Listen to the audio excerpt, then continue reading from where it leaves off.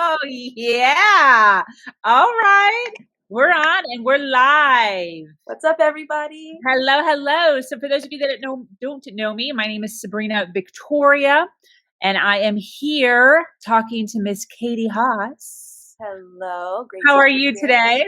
I'm great, Victoria. Sabrina, great to be here. That's okay. So I have a nice little intro written out for you. Can I read it? Please go for it. Awesome. So yoga has taken Katie from Utah to Costa Rica to New York.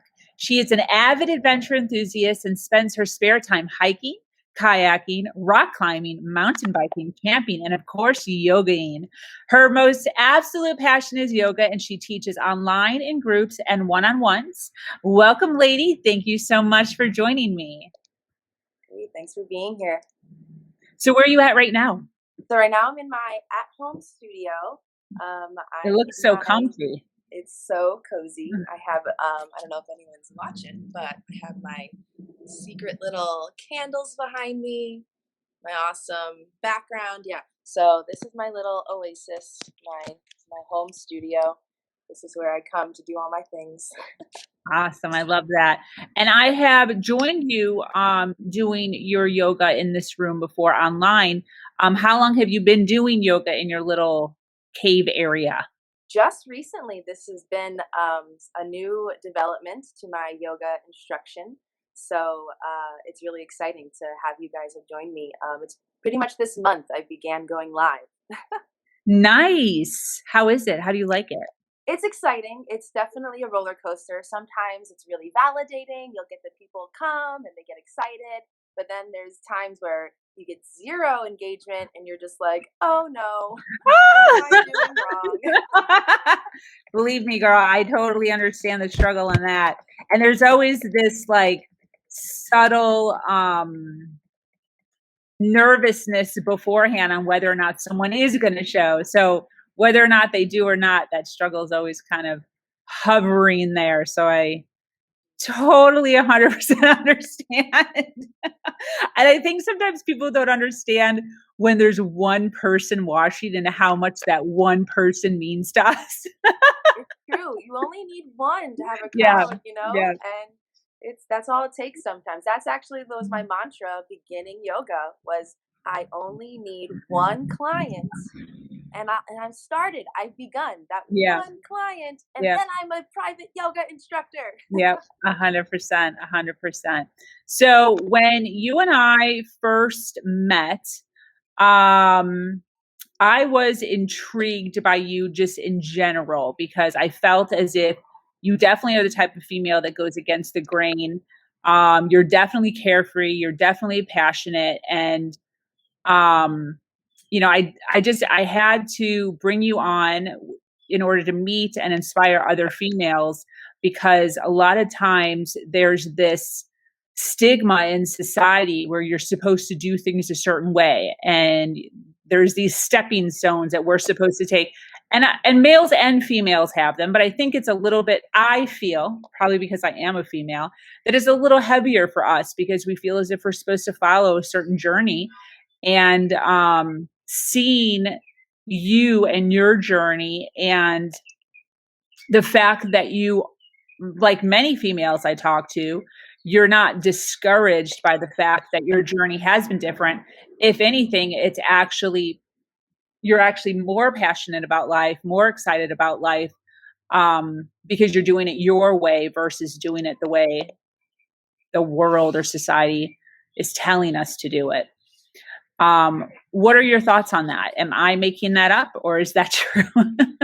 Absolutely. I definitely have found a passion with yoga, and that's the number one thing with pursuing what you want to do is a passion. You have to have a passion to find a direction, I think. And as you kind of opened with, I'm a girl who kind of does a little bit of everything.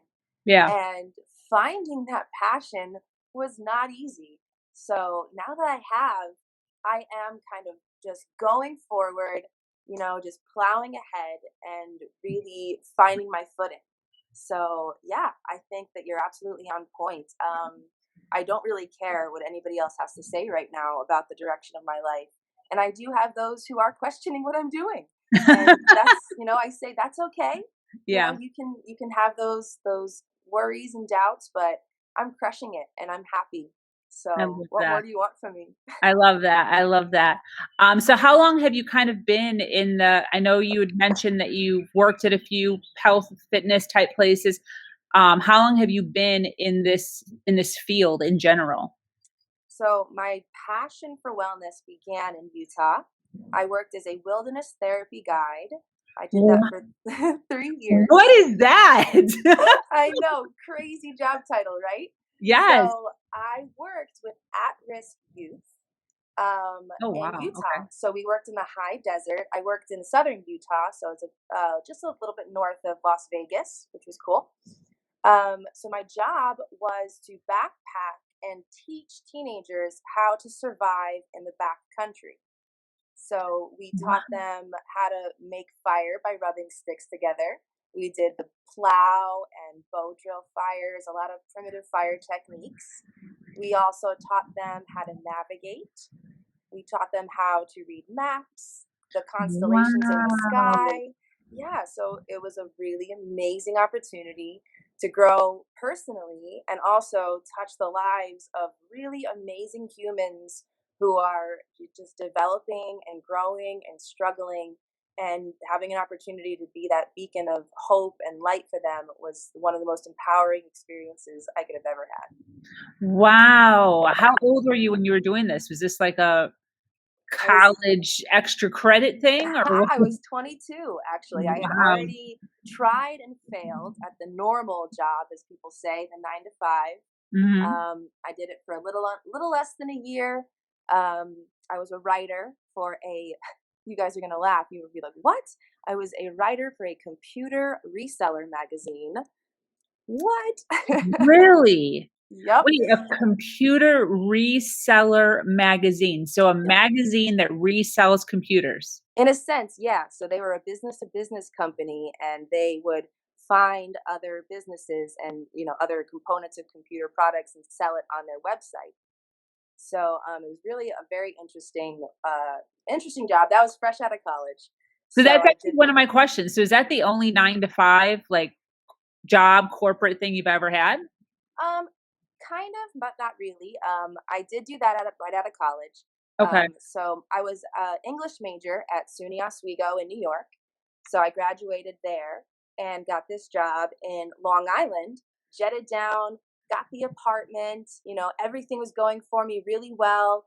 But I just was spending all of my free time rock climbing and then running to the Adirondacks or the Catskills to go backpacking on the weekends. Wow. So my passion didn't fall in my career, and my boss was just like, it wasn't a good fit. Yeah. So that job, we went our separate ways. And I was on a quest to figure, okay, Katie, you're an English major. What are you going to do with your life? Mhm. And yeah, I went on this backpacking trip in the Catskills. I met this random stranger who we shared a fire with and had dinner. And he explained wilderness therapy. He said, "You should check it out." And I said, "Sure, Wow. I'm going to go home and Google it." So I did.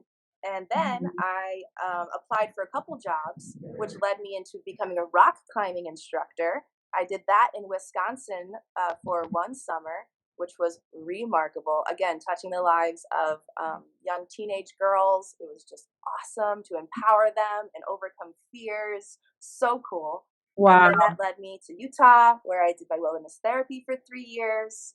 And then I bounced back to New York, where I became a receptionist.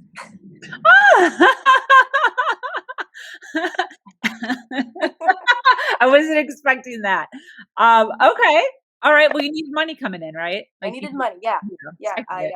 I was physically exhausted in Utah. It was a Mhm. little bit demanding on my body, emotionally, spiritually. I was just really drained, and I needed to come home.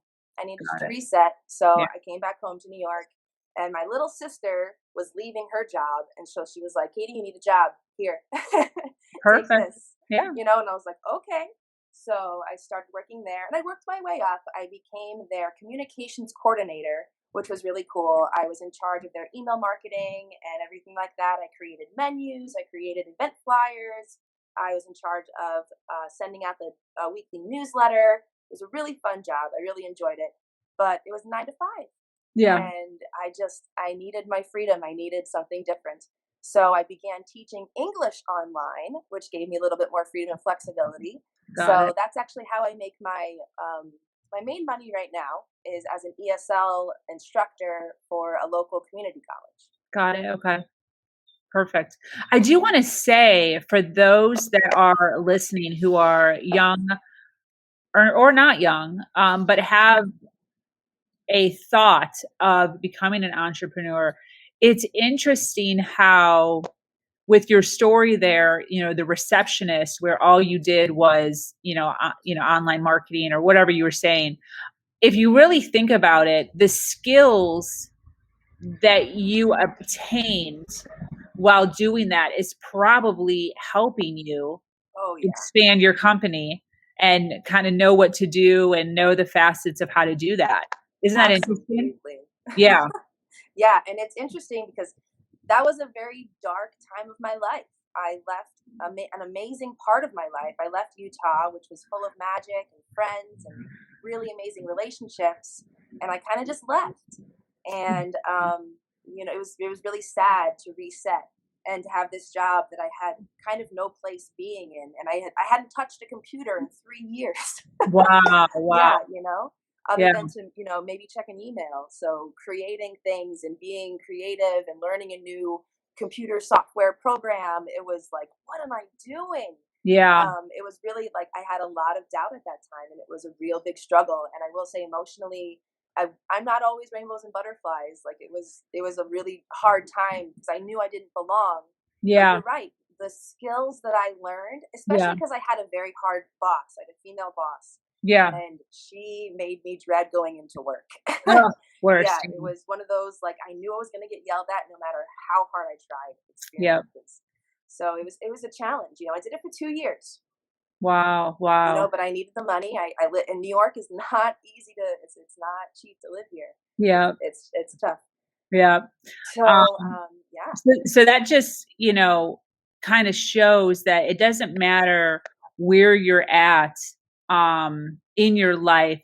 It's always important to make sure that whatever job you're taking on, whatever friendships, relationships you have, always make sure you're learning and stay in a place. Because I know it's really difficult. And as you were saying, sometimes when you were at work, your boss sucked, you were in a dark place. But for those of you that are in situations like this where you're not following your passion, where you're supposed to be doing something different, but you are where you are because of finances, you are where you are because you have to be. It's important to go into those circumstances thinking to yourself, what can I learn?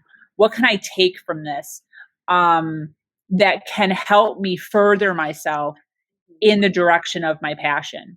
You know what I mean? Oh, absolutely. And during that time, I had that mindset beautifully, I and love that. I took I had a long commute, so I took the opportunity to listen to podcasts, and I listened to a lot of self growth and help development podcasts. I My love that. favorite was called The Art of Charm. It was all on just personal development. I And love that. it was Yeah, really, yeah. I love everything about that. And I say that constantly. Where are the areas in your life where you're filling it with ridiculousness? Like in the car. People listen to music, they listen to the news, and you could literally be reading a book, like you're doing that whole wilderness thing with your book club right now. And I chimed in, or my ears perked up when I heard you on the live that Dane was on say that you were listening to it in your car. That's like perfect multitasking. Like, why would you not do two productive things at the same time? Absolutely brilliant. But there's so many people that don't do that. Yeah, it's a beautiful time to just engage your brain, and I Exactly. think a big challenge is that choice. What's that expression? Oh, I'm just blanking. Where you can't make a decision and you have too many choices, and I run into that all the time. Where I want to be engaged and I want I want to listen to something juicy, but then finding that juicy, great, engaging thing isn't always easy. So Exactly. that's a challenge Exactly. I can understand. But finding it and engaging your mind, especially even if you have a 15-minute drive, there are so many podcasts, there are so many things out there that you can use to just quickly get a thought. And even if it's mindful minutes, I think they're like 2, 3 minute podcasts. It'll just give you a mantra. It'll give you something to wrap your head around to change your mindset, to create a new brainwave. Exactly. Exactly. 100% agree. What is the most challenging part about being Katie Haas and growing a business as a female? The most challenging part of being Katie Haas has been my imposter syndrome and overcoming Beautiful. Yes, girl. Yes. overcoming that. And can you explain? Sure. So I practiced yoga for quite a while before I even thought, hey, maybe I can teach this. And when I decided to become a teacher, again, nothing stood in my way. I was like, nope, I'm becoming a yoga teacher and I'm going to do this. I Mhm. didn't have a plan after that fact. I just knew I was going to become a yoga instructor. I've been practicing for about 7 years and I was like, all right, I want to teach. I'm a teacher. I want to teach yoga. So I went full force doing that. But after I received my certification, I completely stopped doing yoga. I don't know Wow. why. And this is actually a common thread that I see in a lot of yoga groups that I follow. Once you become a teacher, something, I don't know, something disconnects for a little while and it takes you a minute to get back in the groove of things. And that happened to me. And it really, I especially started thinking, I didn't learn enough. I didn't become a good enough instructor. I need to do more before I can teach other people and be perfect. Mhm. And that's that imposter syndrome where you are comparing yourself to everybody around you, all the perfect instructors who've taught you, and Mhm. you think you're never going to be as good as them. Yep. But my favorite question to ask people is, what is the difference between a master and a beginner? What do you think? Time. Time beautifully. Yeah, exactly. A master has failed more times than a beginner has tried. Ooh, yes. Yes. Hallelujah. For sure. Yes.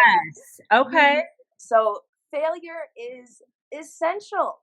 I love Everybody that. who's taught you anything in your life has failed, and it's Oh, that brought taken a little them. tear to my eye, girl. That was so good.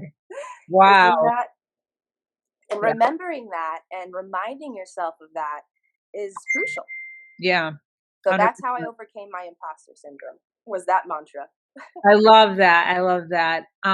So what are some personal struggles that you've had to overcome in order to, pursue your passion? Is there anything Yeah, I think this personal? probably ties into imposter syndrome, but I personally, I don't feel like I have that Instagram model physique. I'm a normal woman. I have a bit of a belly. I'm not perfect, Yeah. Mhm. and I think that's another one of those things I really had to overcome and find confidence in myself and find what makes me a good yoga teacher. And posting super flexible sexy pictures isn't one of them, which Yeah. is a very big misconception today among yoga in the world. Is people think yoga and then they think Instagram and then they think these gorgeous models. Yeah. So if you meet me and you see me on the street, you probably wouldn't think I'm a yoga teacher. Yeah. What So overcoming that was a challenge, and but again, just owning it and telling myself it doesn't matter. Some of the most influential instructors I've been with have not looked like, you know, Instagram yogis. So Yeah, exactly. What is your take or what is your feeling on being more relatable, being being who you are? Because me myself, when I think about it, I would relate more to somebody like you than I would a traditional what comes to mind when I think of a yoga instructor. Do you feel like that's an advantage you have, or have you not found that to be an advantage yet? it's definitely an angle I'm working because I saw you had on live earlier had my website up. Mhm. And my kind of theme on my website is yoga is for everybody. And, little play on words Oh, there. yes. Yes. I love that. And And true. it's really very true. And something I firmly believe in is so in yoga, the postures, right? All the poses we do, those are called asana. And that's the second part of yoga. The first part is pranayama, which is your breath, which is breathing. So you don't even need to be able to touch your toes. You don't even need to be able to do anything. But if you start to learn to breathe, you're doing yoga. So, Gotcha. and that's what I hope to relate to people. And I hope to kind of open that doorway. I love that. What are some things that you have done differently now, or what are some things you would have done differently looking back now? Is there anything? Yeah, I would have just gone for what I wanted. I said maybe I'll be a yoga instructor. I said that for a really long time, and I had the Really? yeah. I actually secretly began teaching yoga in Utah with my students before I actually became a certified instructor. God. I started practicing in Utah. Another part of me is I have a lot of anxiety, so yoga was a really beautiful solution. And my job was really intense. I worked with at-risk teenagers for 8 days straight. So when I got back home, back to the real world, I needed a way to decompress, and yoga I found was a really great way. So when I would go back to work, I would use yoga as an incentive to help my students settle in the evening. So if we got everything done for the day, we could do twilight yoga before we, went to sleep at night. I love that. Yeah, so I Very began cool. I began teaching them, and I loved it so much, but I had that imposter syndrome. I was like, I'm just having fun with my kids. I'm just teaching them what I've learned in my classes, but I can't touch my toes. I could not touch my toes when I started practicing yoga. So that alone made me believe I could never become a yoga teacher. Got it. That totally makes sense. You touched on anxiety. This is a new thing that I have that has just entered into my life. I'm going to admit to not having a whole lot of um, I don't want to say patience, but that's the only word I can think of right now for individuals who would claim anxiety because I had, besides having one or two kind of slight, pretty hefty attacks, it's never been something that was a daily thing for me. However, when I broke my leg in October of 2020, um, the amount of anxiety that I would get driving when somebody else was driving, me in the passenger seat, was so overwhelming. Um, your whole body just kind of takes over and you can't, it's very hard to control it. And I had never encountered that before, understood it before. Um, what sort of anxiety do you deal with? And what are some things? Because I think that's the issue. It's like, how do you deal with it? How do you overcome it when it is so powerful? It's funny that you mentioned driving. That's actually the analogy I use to explain to people who don't understand anxiety. My father is one of them. He's like, I don't get anxiety. He's like, Same, I don't understand what you. same. He's like, what do you mean? And I say, Dad, imagine you just passed a cop doing 80. Imagine that feeling in your heart Oh yeah, all day long. got it. Yep, exactly, exactly. That's the feeling of anxiety, at least for me. Yes, same. And it's this Yeah, rush of and you can't catch your breath. yeah. It's that feeling. And So I have you? So I've only, and mine's subsiding as my leg is healing. I'm noticing, and Dane can attest to this, that I'm not having complete meltdowns in the car anymore, thankfully. Um, but I dealt with it for maybe 4 or 5 months. Um, and I felt as if I was getting a grasp on it, but it could have just been that it was easing as my leg has been healing. Mhm. But what are some tactics? Like I don't know, I didn't have it necessarily for long enough, or maybe I did use the tactics and that's what's calming me. I don't really know because it's happening all at the same time. Can you share with us some things that you would recommend? I think the number one thing which you've touched on is awareness. Awareness of the fact you are anxious. And this is something people don't even know what anxiety actually is. If you can, when you tell somebody calm down, they're like, don't tell me to calm down. You know, Mm-hmm. there's anxiety at play. If you were to say, you're anxious right now, I'd be like, no, I'm not anxious. I'm just this, that, and the other thing. And I have, it's, people are don't understand even that they are anxious. Got it. It's this huge, all encompassing fear. And I think what the biggest tactic you can use is becoming aware of the fact that you are anxiety and learning how to deal with that. Right. So after you've had the awareness, okay, I'm anxious, what next? Yeah. And for me, as a yoga teacher, especially, I believe in the breath and breath awareness. Once you've developed the awareness of anxiety, box breathing is the pretty much most basic, easiest thing you can do is the breath, counting your breath. Even if you start with a simple number like 3, inhaling for 3 breaths, holding for 3 breaths, exhaling for 3 breaths, holding for 3 breaths, inhaling. So what you're doing is you're tricking your body, you're tricking your anxiety by controlling your breath. When we're anxious, we tend to breathe really shallow into the top of our chest. Yes. And I've talked to you about this before, but it's the difference between the parasympathetic and the sympathetic nervous system.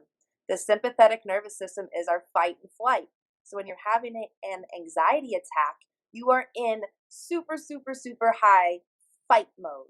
Yeah. Right? Flight, and you're just going crazy. So when you practice your deep breathing, you're accessing your parasympathetic nervous system. You're using your deep breath to access your rest and digest response. Got it. So it's in your control. And that's the most beautiful thing about your breath and anxiety is that you can always control your breathing if you set the intention to. Got it. Got it. No, that totally makes sense. And I think that that's simple enough that people can understand that and use that as a tactic. Right. Try to control that 100% because it's a lot more overwhelming than just calm down. Yeah. Which was always my whole thing. It was, I would never say that to somebody's face, but like in my head, I'm just like, calm down. Everything is fine. This is not that big of a deal, or, whatever's going on. Yeah.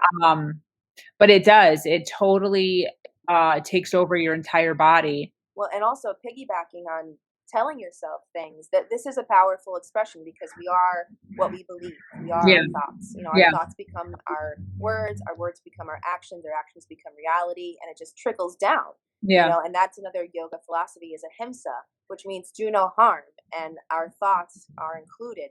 Don't think harmful thoughts because it's just going to trickle and matriculate into a reality. Yeah. So another thing I've mentioned a few times are mantras.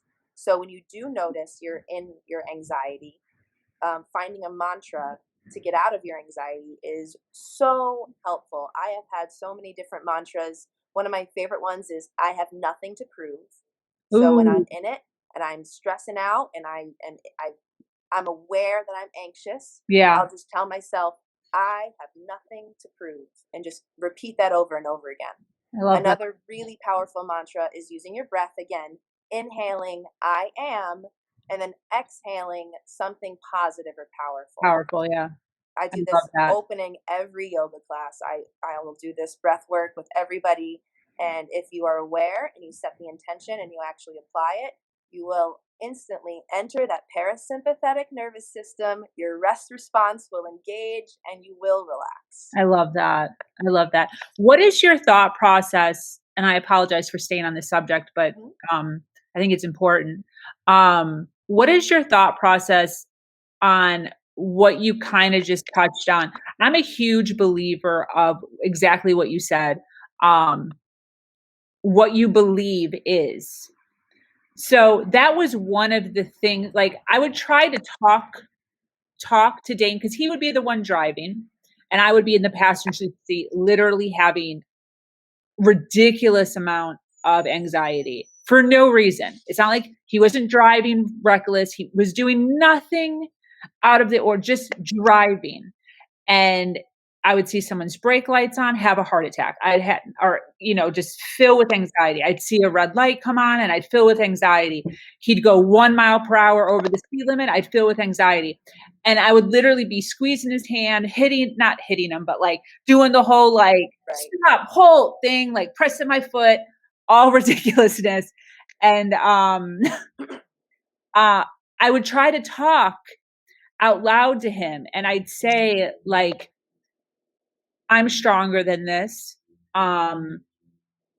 It's all in my mind. It's not real. This isn't who I want to be. Or, I'd say things to myself to calm myself in order for my mind to register that like I was fine. I acknowledge that I'm fine, but my body isn't cooperating with what I already know. Yeah. Yeah. Your stress response was activated. So do you feel like anxiety is stronger? Like your mind and your body, can you correlate them together and get them to speak? Or is it stronger than that? Do you know what I mean? Yeah, I think it's all connected. Absolutely. I think your thoughts do hold power over your body's response, but I do think once your stress response has happened, like you're now stressed, your heart is responding, you're right, your heart rate is now increased, your blood is pumping, and your brain is aware of this. So the two are, and your brain is so smart, right? Your brain is your left and right brain are arguing and fighting, right? Your logic is blinking, your emotions are freaking out, right? Yeah. You're definitely in this like whole fight response. Every single sense is responding to fight. Yeah. And this is, again, I'll come back to what I believe in, breath and the breath awareness. And what you're doing is you're breathing shallow into your chest. So if you want to jump out of that and you want to make the connection, come back to your breath and inhale through your nose into your belly to completely fill your body with breath. And your heart rate will settle, your body's going to respond, and your brain is going to follow. Okay. I totally understand that. And I can, even hearing you say that a few times, I can visually see that helping. And I always think it's easier said than done. Yeah. Don't get me wrong. I have all my fair shares of anxiety. And the last thing I want to do is do breath work where I'm like, okay, I'm going to sit down and breathe. It's like, no, I'm in it right now. So my other advice is finding solid people a support team who you can rely on. And maybe that's not even texting or calling, but we have our 21-day challenge.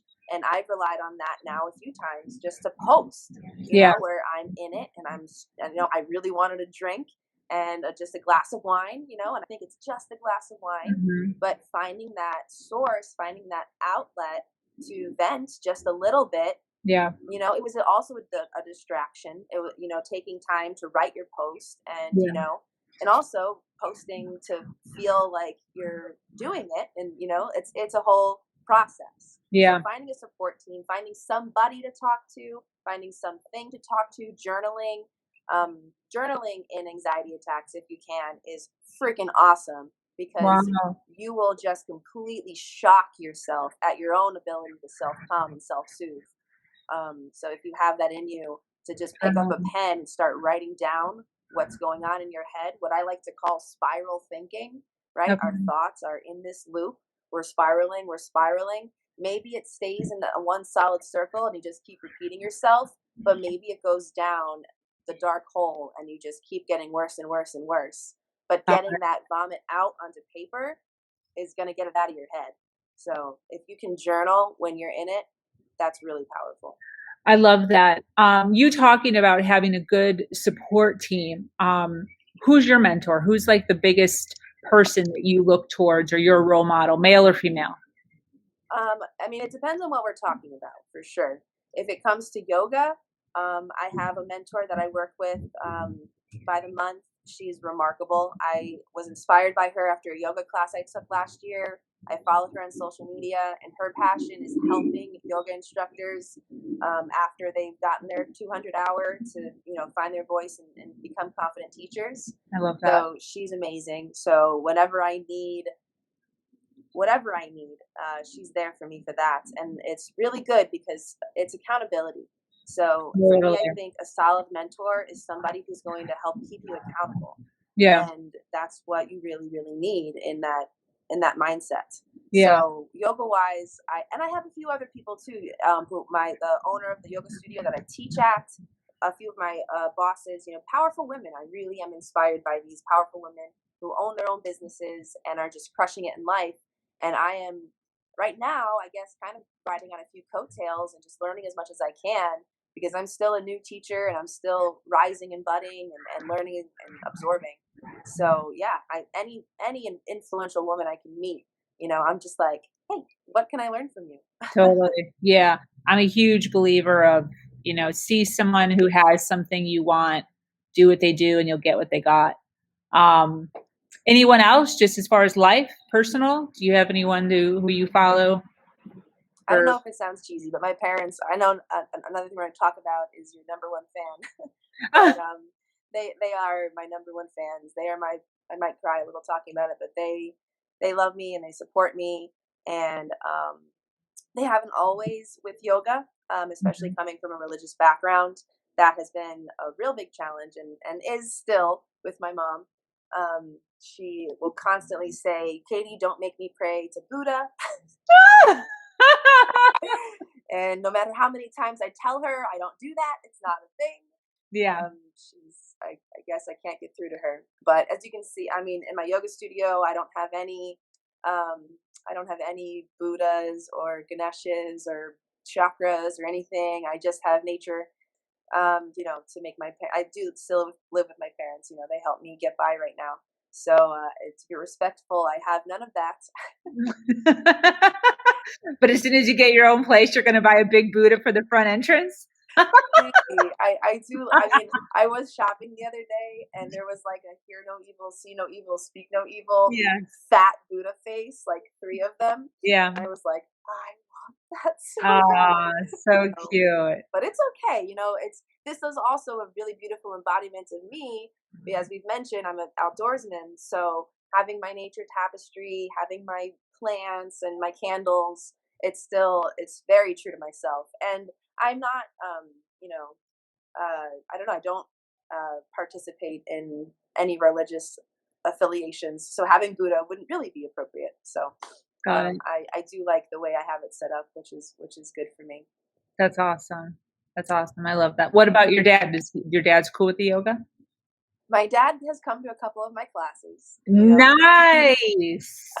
Yeah. Nice. When I was first starting out, he wanted to support me, so I had a few outdoor classes. And how was that? Distracting. Did he start laughing ever? Well, no matter how many times I explained how to breathe, my father insists on holding his breath. So the grunts and exhales were very.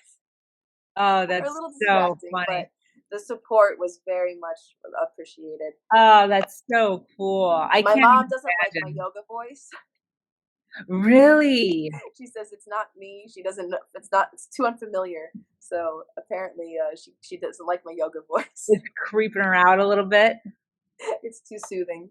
Oh, that's so funny. But yeah, they it took a while for them to warm up to what I was doing, and especially because it took me a while to begin teaching, they were a little bit irritated that they helped support me to become a yoga teacher, and then I kind of sat on it for a little while. So but now that I am teaching and I'm successfully teaching, I have private clients, I'm teaching at 2 different studios, I have my online business starting. So I'm working very hard and very diligently, and of course, as my dad says, as long as you're working hard and you're succeeding, I'm happy. So I have their support, which is that means the world to me, because I don't really do many things without their support. I love that. That's so cool. What would you tell other female entrepreneurs who are nervous about stepping into their passions? Start. Oh, okay. That was what was told to me actually by a yoga teacher that I really was admired in Utah. And I wanted to be a yoga teacher, and I had that imposter syndrome. And he just said, just start teaching yoga Yeah. any way you can. And I know that's just okay. That's easier said than done. Mhm. And that was my mentality as well. But just that one word as a mantra, start whenever you have the opportunity. It takes you so far. Yeah. I just can't even begin to tell you. Once he said that to me, that's when I started teaching my students at night. Yeah. And the beautiful thing was I didn't have to worry about if I was really doing it right or wrong. They're 14-year-old kids, you know? Perfect. So it was like the perfect opportunity. That's perfect. And again, when I came back to the mindset of wanting to teach yoga after my certification, I just needed to start. And also, I guess the advice I'd give is, you know how you might say, oh, I'm not a runner, and you post pictures on Instagram running, like went for a run today, even though I'm not a runner. Girl, you are a runner. Yep. You know? You just Or became one. you just became one. Yeah. Exactly. So if you want to be this ER person, you know, a yogi, I'm not a yogi, or I guess, I don't know, but if you want to be this person, the epic fairy is not going to come and tap you on the shoulder. There's Yeah. no epic fairy. Yeah. You know, you have to be epic, and you have to take life and just start. And not worry about the naysayers. I mean, don't get me wrong. Like I said, my parents were not on board. My dad goes, "Can't you just teach people how to stretch?" You know, and I'm like, well, it's a little bit more than that for me. Yeah. And even currently, my brother doesn't support me at all, and he's been Wow. one of my number one fans my whole life. Wow. And so he thinks that I should be doing something else with my life. What? I don't know. But that's a hard pill to swallow. And he hasn't supported my yoga since I began. Is he So an older brother or a younger brother? he's 10 years older. Yeah. Ooh, oh wow, okay. Yeah. 10 Yeah. years between you guys. 10 years. But we've built a really strong relationship. I've helped, raise his kids. Every single vacation I've had, I've been visiting him, or, with his family. And so anyway, I mean, he's going through his own stuff, but it's too bad that that he can't see what I'm doing, and I get it. And the thing is I'm still living at home. I can't buy a house tomorrow, but also something I firmly believe in is accomplishing your small goals. Yeah. And life throws at you big goals. Life throws at you the American dream. Life throws at you what your parents tell you what you should do, and all of these expectations. And what we kind of opened up with is going against that grain, and that is not easy to do. And I have really religious, strict parents, and being a yoga teacher is weird for them, and I don't care at this point. Yeah. And I guess that free spirit that you've mentioned that I have, and my belief and passion has led me here. Yeah. And I really think if you're passionate about something, don't let anything stand in your way. I know finances are a huge thing, especially for me. I was in debt over I thought I could never get out of when I became a yoga teacher, but I made it my goal to get out of debt. And my little sister, who's a business major, so she's brilliant, she just said, Katie, take as many jobs as you need to get out of debt. Work all the jobs. Yeah. Just do it. It doesn't matter. And I had to swallow my sister being my boss for a year. My little sister, 4 years younger, and she owned a chocolate shop. She was the general manager of a chocolate shop, and she goes, Katie, work all the jobs. I'll hire you for minimum wage. Wow. Okay, sis. Wow. And I had to swallow that pill, and I had to do it. And that's just, and I did, and I worked, and I saved, and I still had fun. I didn't rob myself of the pleasures of life, and I still, went out and I had fun with my friends, and I experienced life. I didn't rob myself of the joys. That's an important balance that I really also want to stress is work really hard, but take time for your self-care and take time for pleasure. Because if you don't have that balance, you're just going to wear yourself down, and it's all going to fall to pieces, and you won't finish what you started. Yeah, 100%. I totally agree with you. Speaking of, you kind of segue again, which I appreciate. What does your future look like? What dreams and goals are you set for yourself for the next 5 years? What can we expect to see from you? I love it. So my next small goal, I'm going to Mexico for a 22-day yoga retreat. When is that? I'm going May 10th to June 10th. So it's coming up. Wow. Yeah. I'm taking this as an opportunity to grow as an instructor. My passion this past year has been teaching. So I have noticed I haven't taken much time to grow with my personal self-care and take my own, my Your own own place? classes. Yeah. I haven't been the student recently. So I've been teaching a lot, and I love that because I have a lot to say and I have a lot of passion about this, but I also have a lot to learn. So I'm very excited to go spend a month immersed in like-minded people and just speak this yoga language with some people, because I do feel rather isolated in my passion right now. I'm the only yoga teacher at Curves, so people don't really get it. They think yoga is one thing, and Yeah. I'm trying to break that mold for them. So I think building a community is going to be really great. Finding some other like-minded people to thrive with and chat with and speak the yoga language with is going to be really empowering. So that's my next little thing I have going on.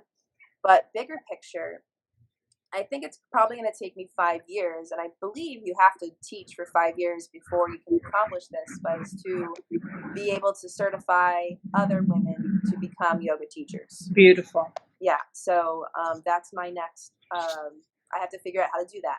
So I really want to work towards that. And I've had some people reach out to me already, which is cool. I love that.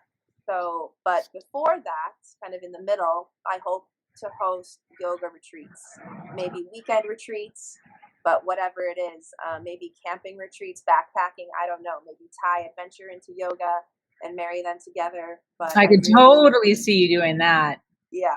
Yeah. Oh, dude, that would be so cool. Yoga and hiking. Yep. People would do that. I hope so. Yeah, that would be really cool. I'd like to go out west for that because there's a lot of flat stuff, and you can really get some beautiful romantic views. So who knows? People today asked me if we can start. So I guess another little tiny segue is another thing I'm starting and running myself is Everything Adventure. So is which is a Facebook group. My Facebook group. It started as a joke. It just started as a few people encouraging me to start my own group. So I said, sure, why not? And Everything Adventure was birthed. And now we have about 4,000 members worldwide, and people want to connect with each other. So saying, hey, can we start subgroups, and can we get Everything Adventure in all these other states so we can start leading events and hanging out? And I'm like, yeah, this is cool. So I have shirts that I sell. That's a new little side hustle. So I launched my first campaign yesterday, and we already sold 5 shirts. So nice, I love it. Yeah, it's starting. It was another thing is that imposter syndrome. Like, who am I to do this? What am I doing? I don't know what I'm doing. And like becoming successful, and that roller coaster of success and validation, and then just plummeting and having nothing happen. It's just like, wait, what? I was doing really well, and now nobody's responding. Like that happens in every business that I've been working on, my yoga, my adventure. It's just like I get the momentum, and then people are like, okay, and then you get nothing. So you're like, what did I do wrong? But another piece of advice I'll give is don't let anybody's discouragement stop your momentum. Something I've been thinking about wording properly, and I'm having a hard time with the wording, is don't give up because somebody else has finished before you. I don't know how to word it really well. No, I totally understand it 100%. But it's something I've seen with kids. And it's a mentality I think that we get since we're at birth is the person finishing the race before us makes us walk to the finish line. And you have this mentality of why bother? This guy's already done it before me. But having the momentum and having that integrity to give it your all and give it your best and keep going forward, regardless of who's done what before you, it's hard. It's really hard to have that mentality, and it's really hard to keep the momentum and not be discouraged. But I have found that pushing through that and telling yourself it's okay to fail, it's okay to not get responses, but keeping the momentum and following your passion and really following it through to completion is the best thing you can possibly do. 100%. I also want to add to that. I was having a conversation with a friend recently, and he was like, I feel like everybody's trying to start their own business. I feel like everybody's trying to become an entrepreneur now. And I was like, yes and no. I'm like, think of it this way. Think of everybody that you went to elementary school with. Think of everyone you went to middle school with. Think of everyone you went to high school with. Think of everyone you went to college with. How many of those people, when you see them on Facebook, are outwardly trying to push through the noise and start a company? Hardly any of them. Very, very few people from that group of people are actually pushing through the noise and trying to open up online sites called Yoga with Katie Haas. Is that how you, Yoga with Katie Haas? Katie Haas Yoga. Katie Haas Yoga. I'm like, the reason it looks like so many people are trying to become entrepreneurs is because you've raised the level of individual that you're choosing to hang out with. So instead of hanging out with normal, just the normal person that you go grab a glass of wine with and don't do much and watch TV and gossip about the neighbor, you've elevated. And now you're hanging out with people who are doing adventure. You're hanging out with people who are doing yoga. And it gets overwhelming sometimes when you start hanging around all these people that are doing yoga. Then you start to have that imposter syndrome, because then you're like, I'm not as good as Susie. I'm not as good as Robert. I'm not as good as Richie. Look at all these other yoga instructors. I might as well give up because there's all these yoga instructors. Yeah, only because you've raised the standard of the type of individual you're hanging out with. You're hanging out with individuals who are doing yoga. There's millions and millions and millions and millions of people that are not doing yoga. There's millions and millions of people who have never taken a yoga class. Mm-hmm. Yep. So it's really important to, whatever your niche is, speaking to individuals that are listening right now, it's really important to figure out what your niche is. If your niche is taking pictures, if your niche is comedy, if your niche is yoga, hiking, whatever it is, become an expert at it if it is your passion, and don't allow the realm of individuals that you've raised, that you're hanging around, to make you feel inferior, because you're feeling inferior only because of the fact that you've raised your standard to a higher standard. There's still millions of people that would love to be in your class, that would love to get their photo taken from you, that would love to, hear your comedy act. It's not based around getting the other yoga instructors to take your yoga class. It's based around getting people who have never taken a yoga class to resonate with you, to feel comfortable with you, to take your yoga class. And I do have feedback/advice on that. Something that I love to tell other instructors is, it's not fair of you to rob us of your class and what you're going to bring. And this is something I'm really passionate about, helping people realize, is that, yeah, we're all yoga teachers, we're all starting something, but also when you say, I like music, cool, right? You like music, I like yoga.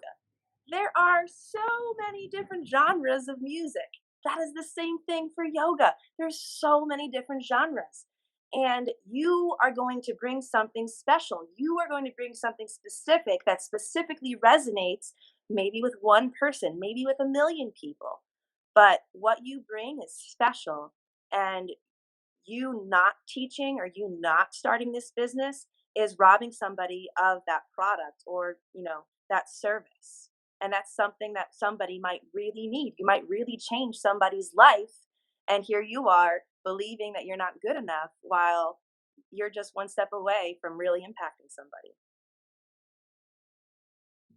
100%. I totally relate and agree with that. So why yoga? As you mentioned, anxiety. Yeah, I definitely started yoga. Well, because all the other guides in my job were, talking about yoga and doing yoga, and they were all really cool. So I wanted to check out yoga, and when I did, I sucked at it. I really sucked. I couldn't touch my toes. I thought it was awful. I couldn't, connecting the breath to the movement, and then looking around the room, seeing all these women just doing these amazing Yeah. things. I Yeah. was like, this is insane. I mean, I was surrounded by other teachers, like I was surrounded by Instagram models, you know? And I felt like this is crazy. Anyway, but then I said, no, this is great for me. I feel good afterwards. I am getting stronger. I'm really, and another thing was I was taking power yoga classes. I wasn't just taking gentle classes where we were stretching and breathing. I was getting my ass handed to me. I was in a hot yoga studio, sweating, dripping, and then I took hot kettlebells, and that just raised the roof to my fitness level, and I got addicted. I said, this is amazing for my spiritual and physical being. I needed it. I've never taken a hot kettlebell. I can't even imagine. Dude, epic. Yeah, that seems like that would break you pretty good, like. It was good, yeah. So for Wow. all of my, work in the field with my teenagers and camping for 8 days and living out of a backpack, going to yoga and just getting out what I was going. I also went through a really intense job change. I had a part of my life where I made a few decisions I probably shouldn't have, and we talked about those regrets.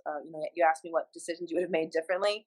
Definitely would have made different decisions in Utah with that job change, and the relationship that I got into was not a wise decision. And I do look back on that often, and I just tell myself, if you didn't date that guy and you just stayed at that first job, where would you be now? I do wonder. Yeah. But I'm glad that everything worked out the way it did. My journey. I would probably still be guiding in Utah. I might be, a head honcho in a company by now. Who knows? But it worked out the way it was meant to, Yeah. for sure. I love that. Why do you think other people should take yoga? Because you're going to live longer. There you go. That's one way of selling it. As I mentioned, the first step to yoga is breath, is the pranayama. Just learning to breathe. And you might think that's silly sounding. You breathe all day long. But actually, the different types of breath work that you can do, and what happens when you actually learn how to breathe with intention and control your breath, your life will change. We've talked about anxiety. We talked about not being able to control our anxiety. Again, when you learn how to breathe, this is yoga. So just learning that aspect of yoga will change your life. If you want to apply the asanas, and if you want to take a class and you want to do the poses and you want to connect your breath and your body movements, awesome. You're going to become physically stronger. You're going to work out the toxins in your body. You're going to every benefit of yoga is going to help you mentally, physically, and spiritually, which is why I practice. Growing up religious, I actually went to church Sunday morning, and I couldn't get over the similarities between my church service and my yoga classes. It's really, in essence, the flow of a church service. My Sunday morning is kind of how I teach a yoga class, minus the Wow. postures. Yeah. We have this song service opening, and then we have greeting each other. It's just the build and a way to place certain things. But anyway, that aside, I think everybody should do yoga, because when you learn how to breathe, you're cleansing your body, you're purifying it of all the toxins, right? Especially during COVID. I had COVID, and I was only very, very mildly sick. And I tell people I'm pretty sure that I wasn't affected as severely as those around me, because I deep breathe. I breathe Yeah. into my lungs, where they say that the sickness sits and settles. Yeah. So by breathing into your lungs and cleansing your lungs, you're actually purifying your body and getting rid of the sickness. So every day I did yoga and I did my deep breathing. Wow. So yeah, I really wasn't, didn't have too bad of a, as bad as other people, I guess, when I was sick. But and I recovered really quickly. So again, so why should you do yoga? You're going to live longer. You're going to learn how to breathe. Your anxiety is going to go from wherever it is down a million notches just after one class.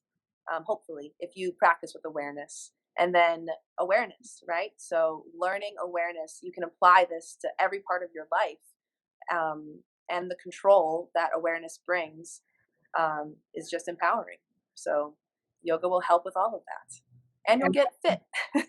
Agree on that one.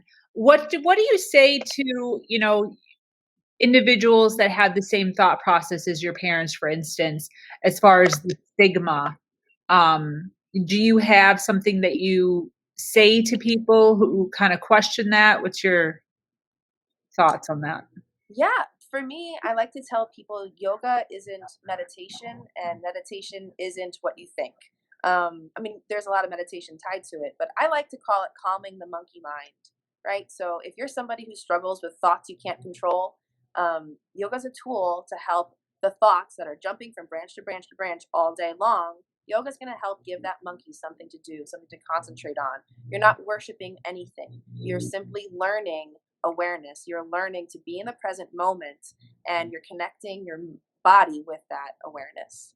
So if you have hesitations, and that's what I told my grandparents, I said, you can worship God if you want during yoga. If you want to meditate and you want to think on praise Jesus while you're learning how to breathe and learning how to move your body, great. But what you're doing is, being in the moment. Yeah. And that's what's beautiful about yoga. I love that. Absolutely. I want to pull a comment really fast on here that Lauren Taylor left. She is probably not with us anymore, but for those of you that cared, she said, I would love for my son to go to a camp like that. This was said in the beginning of our podcast. Where is this camp, and what is it called, or what would it be called if he obviously probably doesn't live in your state? So if you're looking for help with your youth, I really recommend any teenager going through a program like this.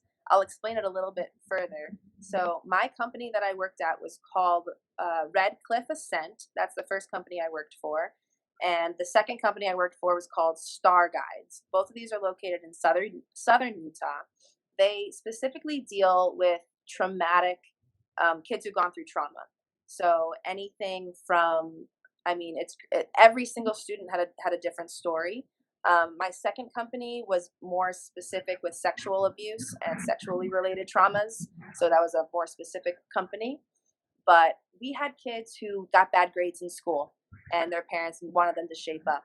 And then we had kids from the most, heartbreaking domestic abuse situations, anything and everything. We had kids from all over the world. So the way the program works is that the parents might drop off the kids, or they'll hire a company to pick up their kids in the middle of the night and whisk them away to southern Utah, tell them nothing, and drop them off in our little itty bitty hole in the wall office in the middle of the desert. Wow. Okay. So the reason this was necessary was because we have kids who might run away if they know where they're going. We might have kids who will self-harm if they find out their parents are sending them away. So there are services you can hire that will pick up your kids and escort them to the program. So once they get to the program, all of their possessions are kept at base, and they're equipped with the same clothing, the same gear as every other student. Everything's provided by the company, and everything they own fits into their possessions. And you're actually not even given a backpack when you get there. It's a survival school, so all of your possessions fit in an 8x10 tarp, which you are taught how to wrap to turn into a backpack. Wow. Dude, that's cool. It's very cool. What's the age range, or what was the age range with yours? So the age range is 13 to 18. The first company I worked for, and I actually worked with the adults in this program, once you turn 18, you go into the adult program, legal reasons, obviously. So 18 till ... You can, even if you're a struggling adult and you're having addiction problems and you want to reset, you can go to one of these programs and they will help you as well. Very powerful program. So you're out there in the wilderness. You don't have anything. You only have what we've given you. And we teach you how to survive in the backcountry. And the objective is completing the program, which is up to you. It can take you 40 days. It can take you 200 days. You're given a phase book of 8 phases to complete. You meet with a therapist once or twice a week. and they come out to the field and meet with you. And you have to complete your hard skills, your soft skills, and your therapy skills. So it's quite a program. It's really beautiful. I worked there for 3 years, and I think about going back every day. What is what like I know you said the name of the company, but what is that like genre So called? wilderness therapy. It's wilderness therapy. Oh, you said that in Yep. the last part. Yeah, so Okay. I was a wilderness therapy guide. So if you're interested, Google So they could wilderness. Google Yeah, wilderness you can therapy. go. That's actually how I found the job. I mentioned hiking and sharing my fire with a fellow hiker, and he said Google wilderness therapy, and he said it'll get you out west, which is really cool. And the reason most of these programs are out west is because you can survive year round in the elements. It's a lot harder to facilitate these programs on the East Coast due to the climate. There are a few programs on the East Coast. You can go to North Carolina. There's a few programs there. If you're interested, I have a few people I would be more than happy to actually connect you with. Feel free to reach out to me. I have friends who still work in these programs. So it's really amazing. So yeah, I would recommend Googling wilderness therapy. My program was Red Cliff Ascent. And then if you're working with any sexual abuse, trauma children, star guides. If you're looking for more of an adventure-based program, those do exist as well in northern Utah. You can just Google adventure therapy, I think it's called. And there's a few programs like Evoke is really great. And then also, if you're wanting your children, there's so many. You can do all male programs. You can do all female programs. They're out there. The program I work for, they do separate male and females in the groups. So yeah. Got it. Very, very cool. So where can people find you? Where are you located? What do you have going on? Yeah, I'm pretty easy. Katie Haas Yoga. So you can find me katiehaasyoga.com. Instagram, Katie Haas Yoga as well. I have a Facebook page and group, Katie Haas Yoga. You can find me on that anywhere. Feel free to look me up. And also, if you're interested in adventure, we have Everything Adventure Facebook group. It's a private group, so you'll have to answer a few questions to get in. But it's a really awesome Facebook group. Really positive people. We've had basically zero negativity. We share empowering, beautiful pictures from people all over the world doing what they love, following their passions for adventure. So feel free to check that out too. I love that. Very cool. Any closing? Oh, I wanted to ask you as far as, I know you said you're online. Are your classes out? Like, what if they wanted you to be, what if they don't live near you and they wanted you to be their instructor? Is everything online? They can click Yeah. I'm in that process of implementing my online schedule onto my website. So that's like a few clicks away. I'm just learning the technology of it. But yeah, I'm building my that option. So yeah, but if you go to my website, you can register virtually for my studio classes. So I think it says like join Soulful or the very first clickable link on my website. So if you're interested in joining me, I teach every Thursday morning at 9:30 a.m. Eastern Standard Time. That's a gentle yoga class. So I teach you perfect alignment, and I do a lot of breath work and breathing, teaching you how to align your breath with your movement. And then I also teach Tuesday nights at 7:30 p.m. a yoga nidra class. I know we haven't talked about sleep much, but yoga nidra is yoga sleep, and the benefits of yoga are sleep. And I will guide you through a 30-minute asana pose practice, followed by a 30-minute guided meditation, which brings you into your subconscious and will help prepare you for the best night's sleep you've ever had in your life. Love that. So I have a bonus round of questions. Great, let's do it. Are you ready? I'm in. What's your favorite order what's your order at your favorite hometown restaurant? My favorite order at my home. So my local diner is pretty on point, and I like it. What's the name of the diner? The Woodbury Diner. Woodbury Diner. It's really, really good. That's going to be a tie, actually, because I have two local spots that I frequent. I really like the breakfast there. So their home fries are on point. So I'll order home fries, toast, and over medium egg. That's Okay. pretty classic. But also we have a local Mexican restaurant called Cafe Fiesta, and I've been going there ordering the same thing since I knew how to walk and order food. But I'll get their chimichanga, and they have this homemade orange sauce that you can't get anywhere else in the world. So Nice. you'll probably catch me at Cafe Fiesta having a chimichanga any day. Love that. Yeah. What is your favorite book? Oh man. So my favorite book, hands down, is The Name of the Wind by Patrick Rothfuss. It's a 1,000-page novel of fantasy. It transports you into this epic world of alchemy and magic, and it's about this little boy who learns the power of the wind, and he can actually harness and speak the name of the wind and control it. And obviously, the rest of the elements are involved in the book as well, harnessing, and I love that fantasy concept. But he has another book, and we're waiting for the third book to come out.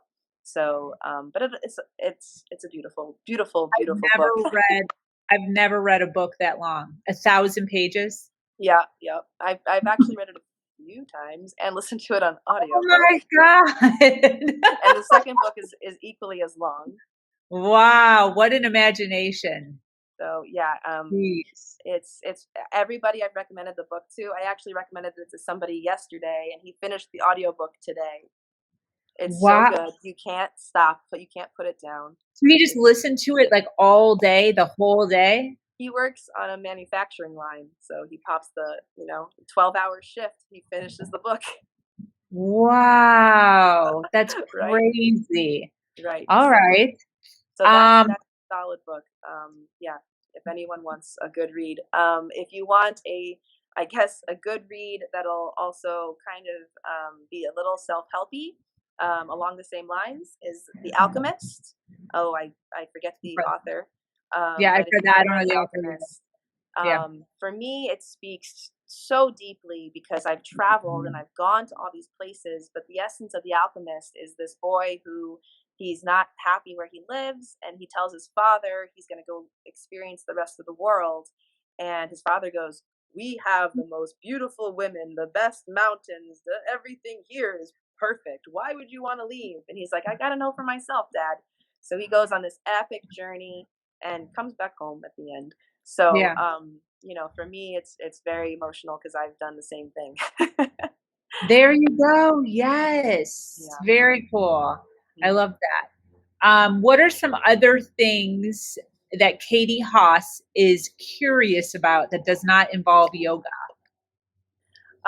So working at Curves, I'm encouraged to branch out to other forms of fitness instruction, and this is I'm on the precipice of what I really want to do. I want to do that, especially because I'm so passionate about yoga and I want to become a private yoga instructor. But I'll make more money teaching other kinds of classes. So and it's tolling on your energy, and especially because by becoming a better instructor, you have to physically take classes and physically do the things. So it's teaching yoga classes, taking yoga classes, and now taking kettlebell or body pump or whatever other classes. So branching out. And you asked me earlier, where is my future going? So if my heart wants to continue with yoga, my pocket wants to learn a few other things and grow. But then I feel like I'm juggling Katie Haas yoga, I'm juggling everything adventure, and then I'm also an English teacher, which is where my income comes from right now. So there's a lot to juggle. I think that as you go through your journey and you keep that retreat at the forefront, I think you'll turn that into something real pretty as far as being able to incorporate other things quite easily into that you're passionate about and that can create what you're looking for, where the income is equal to and you're still able to work in your passion there. I think you'll figure out something creative. I can see that easily. Oh, absolutely. Yeah. The best advice I've received lately from another yoga instructor, he just said, show up. Yeah. Just show up. Keep showing up. And what's that movie? That's that quote, if you build it, they will come. Right? Yes. Yeah. Yeah. I forget. That's a baseball movie, but right. Field of Dreams. Ooh, there we go. Look at me. I would If not you have build gotten it, that. they You will could have come. offered me $1 million. I wouldn't have gotten that one. I don't know how I got it. I've seen the movie once, but there you go. So yeah, if you build it, they will come. And you asked me that earlier. What advice do I give? Go for it. Just start. Yeah. And I mean, I've done this by myself. This hasn't been anybody telling me I should do it. It's been the opposite. You know, the people I really look up to have been like, "What are you doing?" Mhm. And now the people in my life who are I'm inspired by, they are my biggest supporters. And they tell me that, they give me the confidence that I need. And also, I'm a good yoga teacher. There you go. So not to, I'm also very humble, but I am good at what I do, which really I love that. helps, and it, fuels the passion. And it's a challenge when you want to do something but you're not great at it. So finding something you're really good at and making that your passion is a really good secret to success. 100%, 100%. What is something that you have failed at? Ooh. um I guess maintaining bridges, I think, is my biggest failure. What does that mean? And uh, connections, and kind of just letting bridges burn. And Oh, yeah, not leaning into the conversations that might be uncomfortable, I think, is my biggest explain, failure. explain. You have to explain that, girl. I don't like confrontation. I bow out quickly. A really big theme of my life has been change. I'm not afraid of change. I kind of embrace it. I don't. Somebody, one of my very close friends, teases me and says, "You don't let the grass grow underneath you, girl." And she says that often, and I don't like it. But she's not wrong. Yeah, I am that free spirit, and I do have that fear of missing out, and I think I haven't found where I belong just yet. And in doing so, I have fled really quickly, and I've got a lot of beautiful relationships that could have maybe been something flounder and just fizzle out. And but I also believe in chapters, and I think lives are chapters, and books as well. So a couple of my books are over, and a few of the chapters of my life have ended, and there's new stories to be written. So I work really hard maintaining the relationships that I do have. Some of my best friends are my college roommates. So, and that's a relationship we build daily, weekly. We are constantly visiting each other, even though we're all across the country now. I do believe that building the relationships that you want to carry you forward are a two-way street, and you have to really build on those relationships. And that is something I regret, is letting a few, people who probably could have helped me today. I feel like those bridges have been burned, and I didn't lean into conversations I could have had that would have prevented those bridges from being burned. So leaning into the things that discomfort you, especially with conversations, business wise, will take you very, very far. The worst thing people can usually say is no. And as long as you can swallow that pill and grow from it, and learn how you can personally evolve, you should have those conversations. 100%. And I think everyone can kind of relate to that, you know, especially those that run away from confrontation, which I think there's a lot of people, me included, that Oh man, have, it's not. I mean, I think that's something we learn from childhood, right? yeah, yeah, Is we either fight or flight. yeah, And there's some people who master the fight, and there's other yep, people who master the flight. yep, yep. Um, my scenario is kind of funny because I was always flight, running away from confrontation.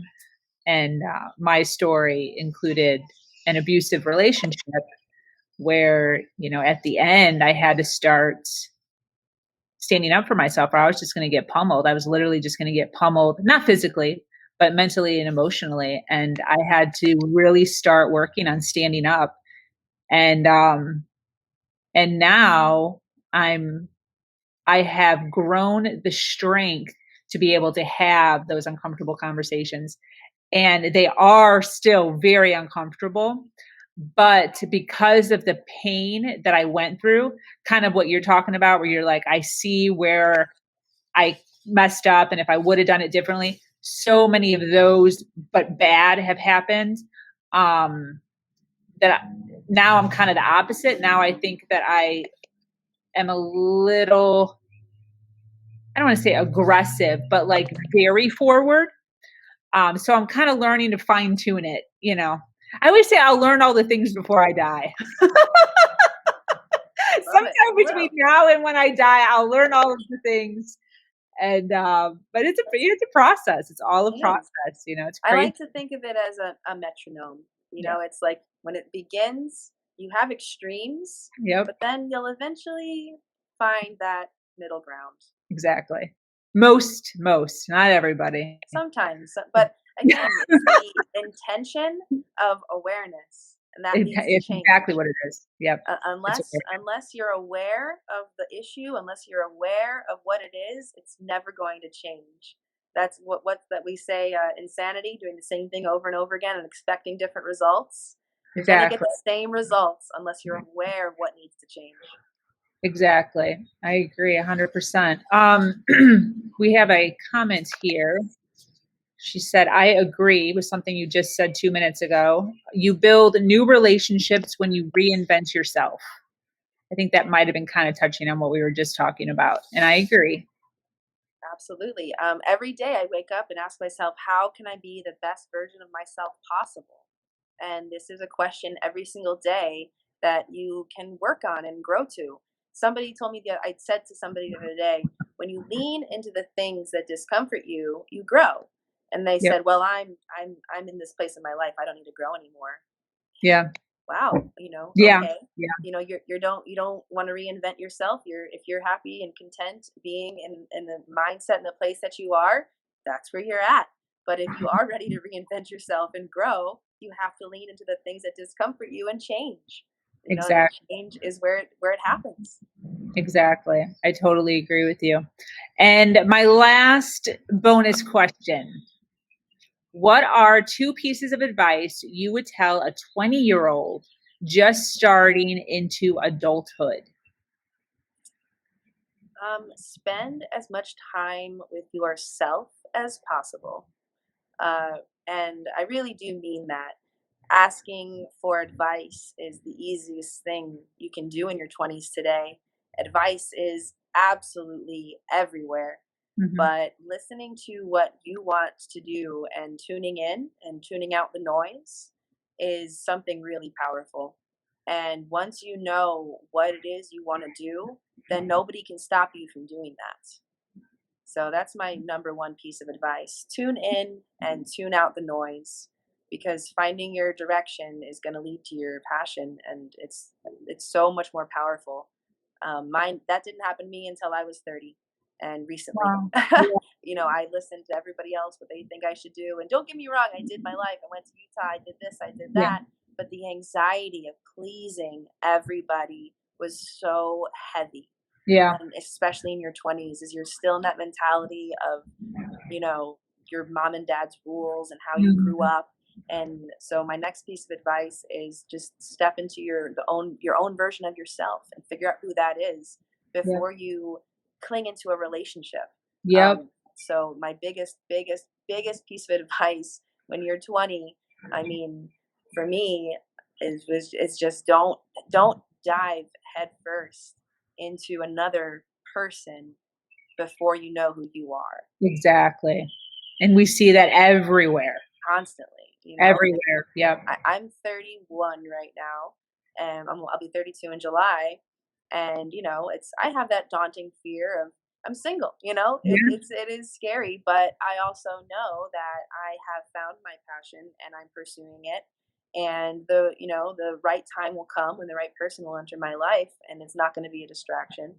But finding my passion and following Katie Haas and doing what's right for me. Mm-hmm. Maybe I'm very selfish right now, and I am, because I just ended I'm still best friends with him, but I basically told my relationship for the past over a year now that I don't see myself marrying him, and I need to focus on myself. And that was I'm actually doing another podcast this week to talk about that. And, that decision was one of the most challenging decisions I've ever had to make. And that's an uncomfortable conversation.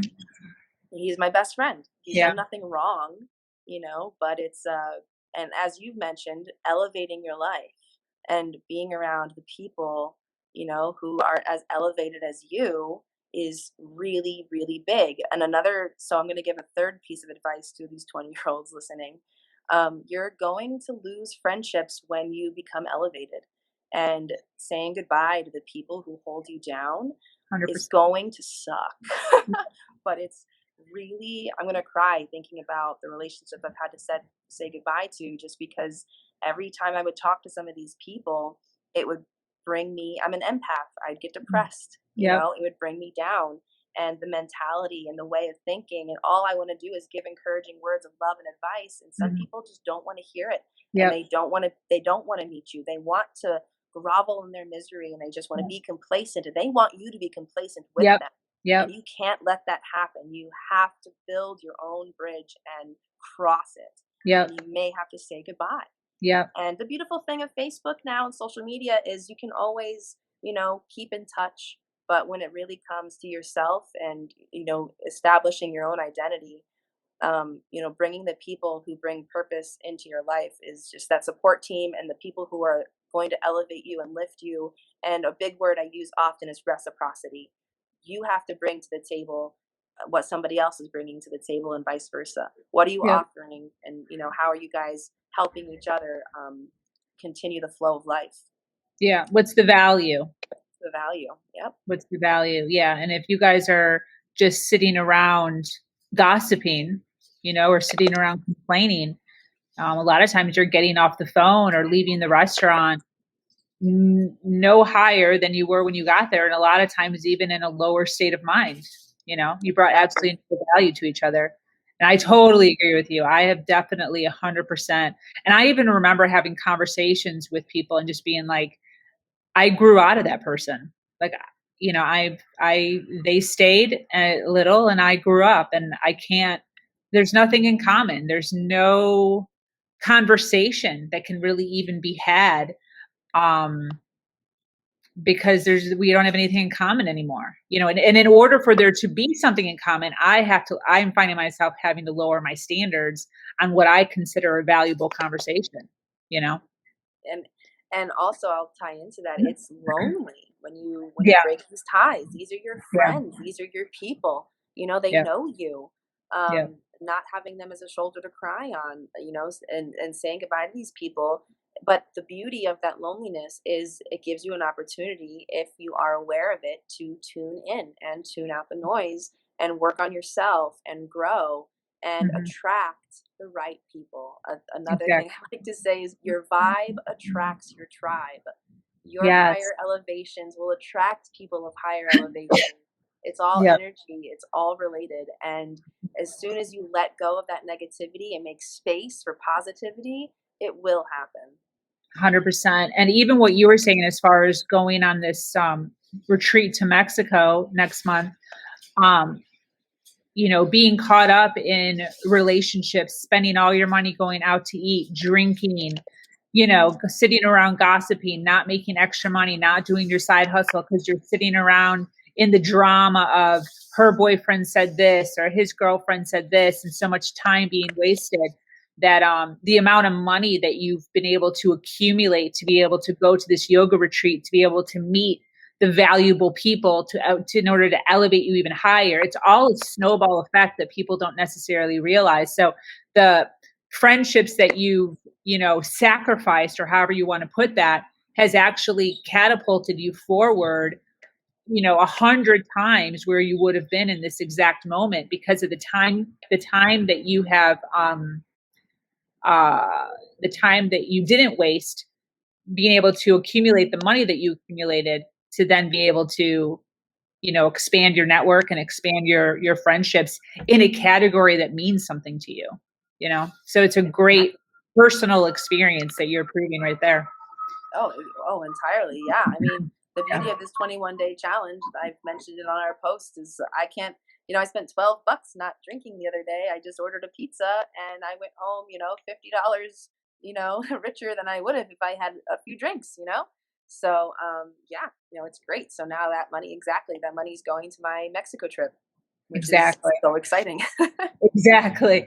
Yeah. It's funny that you say that because when Dane and I first started seeing each other, the individual that he was dating before me drank, and Dane is sober. And when he was with her for a year, 2 years, I don't know how long he was with her, and then started dating me, next girlfriend. And I remember the first like month that we went out to eat. Every time he got the bill, he was like, "Oh my god," because it was so cheap Yeah. compared to her, because she would always have a glass or two of wine, or Right. when they would go out dancing or whatever. And with me, I don't even order a drink. I only order water. And Right. since I ordered a water, he only ordered water. Right. So, even just the cost of like a Coke is Sure. more, you know what I mean? So you're right. The price of a Coke, being $2, the price of a glass of wine being $5, $6, $7. It's a huge difference. Yeah. Yeah. If you go down to category, down to water with lemon in it, No, you But are that was absolutely normal right. for me. That was normal for me. I have again, come to a different area in my life of what I value and what I don't value. And I value food. So I like food. I like to spend my money on food. So that's another thing where you have to learn what's important to you. Where do you want to spend your money on? Do you want to, spend it at out back with the girls, indulging in whatever you indulge in, and gossip and wasting time and wasting money? And if that's valuable to you, or, are you at a different level? Are you expanding? And then where is your money? Where is your time going? And really digging in deep to who you are and figuring out what that is for you. Right. Yeah. Because everyone's different, and we're all here a short time, and we all have the ability to do whatever we want with it. Yeah, I love that you bring that up because, that's an issue I think my brother's having with me is finances. I'm living with my parents, which to Mhm. me, we have a beautiful relationship. We live really well together. I'm saving my money, Mhm. I'm not out here doing whatever, but I'm Exactly. building what I'm doing, and I couldn't be luckier than to be in the Yeah. position that I'm at, and it's working for me. Yeah. So just, it's the and now the saving money on top of, not drinking, it's even better. So the savings just keep piling up, and that makes you feel good, which Yeah. makes you just want to keep doing good things. Exactly. Exactly. And being open to that, like you being open to joining the challenge and having an open mind and thinking like, hey, here's something that, I could do for 21 days just to try it out. And then that just opened up your world to a whole new thing that maybe you hadn't really thought of before. Yeah. Like if you're in a crunch and you're looking to save money, what's one thing you can do? Oh, well, I Yeah. remember back when I did the 21-day challenge, I was saving, 10, $20 at every meal. You can then Yeah. carry that. That's something that you learned that you wouldn't have learned otherwise. And the beauty too, it brought awareness to like the amount of drinking. I never considered myself a heavy drinker, but I guess I was a daily drinker. I'd have a glass of wine most days. And Yeah. doing this challenge, I was like, wow, I've turned down wine 5 times in 4 days. It was like Yeah. that's a little bit of a wake up call. So Yeah. it's just an awareness of because I personally do enjoy my glass of wine. Mhm. So after the challenge, I probably will use this as a detox for me personally. But I Yeah. 100% support the people who are living this way, and I Yeah. love that this is a way that we can support each other. And I Yep. do think there are people who need this awareness. Who, like Mhm. I said, like me, I'm a daily drinker. Maybe this is something I can 100% come back, cut back Mhm. on Yeah. and approach with more awareness. Mhm. Somebody once told me, drink to celebrate. And I think that Mhm. is a really good piece of advice, drink out of celebration and, don't out of other times, depression, sadness, whatever, don't do that. But I like that little piece of advice, which I'll probably carry along. I But love that. the awareness of this challenge and carrying that with me is invaluable. I love that. Very cool. Any closing thoughts? Any closing statements? My closing statements are if you are afraid of yoga, if you think you can't do yoga because you can't touch your toes, if you think you can't do yoga because you can't settle your thoughts, I challenge you to lean into those discomforts. Give yourself an opportunity to suck and give yoga a chance. It's going to be a challenge. We call it a practice for a reason. You know, there's nobody perfect at it. You have to struggle with it and work on it. And the beauty of yoga is the journey. I like to say it's the journey of touching your toes. So, and one day you will get there. So Mhm. that would I love be my that. advice with yoga. And otherwise, if anything, I hope that you will apply some breathing techniques into your life with anxiety. Remember box breathing. If you've never heard of it, look it up. My watch actually does box breathing. I have a Garmin smartwatch, and it'll Wow. tell me the breath count, and it'll vibrate whenever I need to inhale and exhale. There's a lot of tools. There's a lot of great apps you can use for mindfulness and meditation. So yeah, just be aware of your emotions and try to realize what you're experiencing and just bring awareness to it and see where that leads you. I love that. I love that. All right, Katie. Well, thank you so much for joining us. It was a lovely, lovely time. I'm Sabrina Victoria, Mrs. Katie Haas on this Thank you side. so much. It Doing was lovely to everything be here. here. What I'm going to do is I'm going to end the broadcast, and then I hope we stay. Okay. If not, I'll call you. Okay. But thank you so much for everyone who joined us here. This will stay here on the platforms that it's at. And then also I will be downloading and throwing it up on YouTube so we can share it amongst our friends. Awesome. So anyways, we will see you guys later. Bye. Hey, thanks for listening. Bye.